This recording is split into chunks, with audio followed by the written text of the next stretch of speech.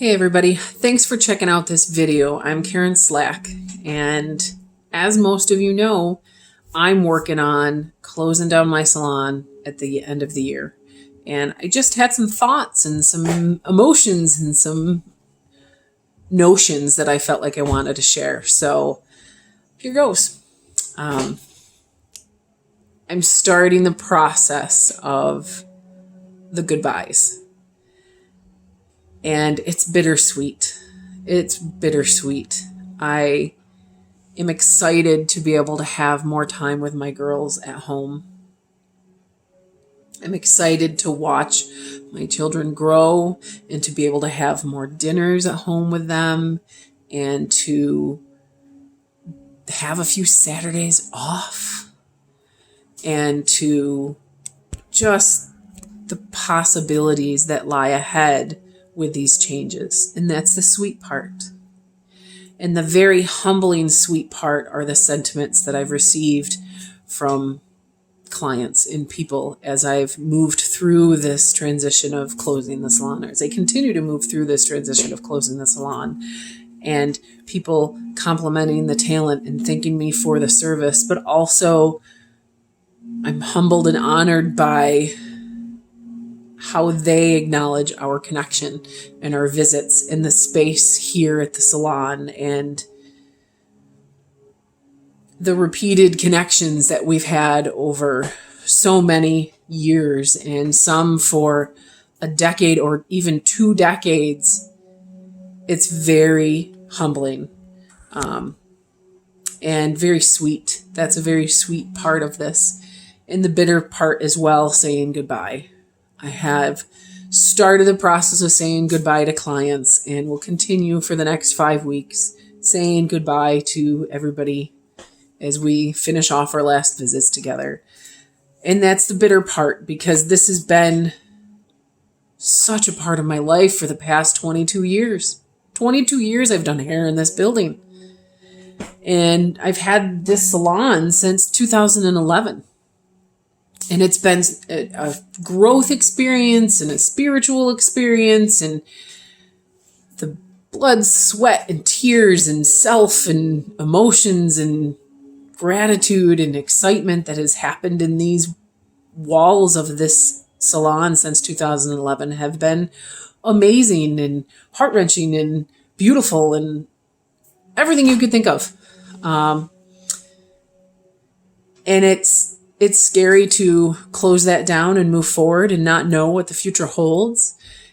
That's a little bit of the bitter part, is because we always want to have everything just lined up. We want to know what we're moving into. We want to know what we're getting into. However, if we know what we're getting into, we're tunneling our vision. We're tunneling that vision so that we are focused on solely that.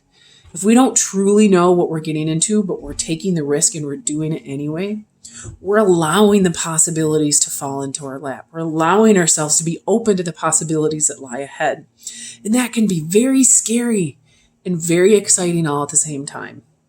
And I have seen twos everywhere for the past couple of months since I've decided, in the process of deciding to close and started announcing to close. I have seen twos everywhere.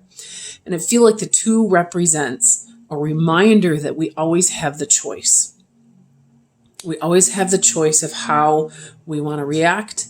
We always have a choice as to how we want to move forward. We may not have a choice for the circumstances that happen in our life, but we have a choice for how we're going to react to those circumstances. And that's really hard to do sometimes, because in that process of the choice, we have all those emotions. We have the bitter emotions and the sweet emotions, and we have the shadowy emotions and the lighter emotions. And there's all of these things that we're feeling in this process when we're trying to make these choices of how to react, even if it's a little choice or in our big choices.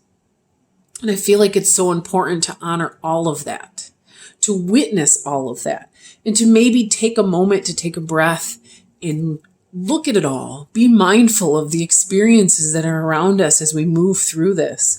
And who knows, maybe that's the whole process of this 2020 crazy year, is taking a minute to step back and be like, look at all the emotions and all the experiences, and that some of it has been really hard for so many people.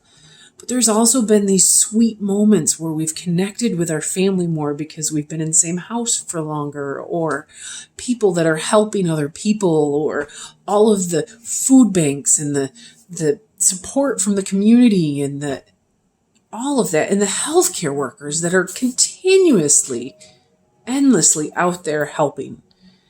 It just, in the first responders and all of the people that are out there continuously helping people as we move through this year. It's just, I don't know. I feel like today, I guess I ask you to take a moment to step back and look at your life as a whole and honor the bitter, but celebrate the sweet. Because I've realized over the past week how important it is for me to continue to focus on the sweet, but also allow myself to have the bitter. And sometimes that bitter comes in forms of fear and anger and anxiety and sadness and overwhelm. And yes, it's important for us to have that, because this is my personal opinion, but when we can experience that bitter and we can sit in it for a minute and then move past it, the wisdom it brings is pretty dang amazing. But that sweet, man, that holds a lot of wisdom too. But so often we have to slow down and witness it.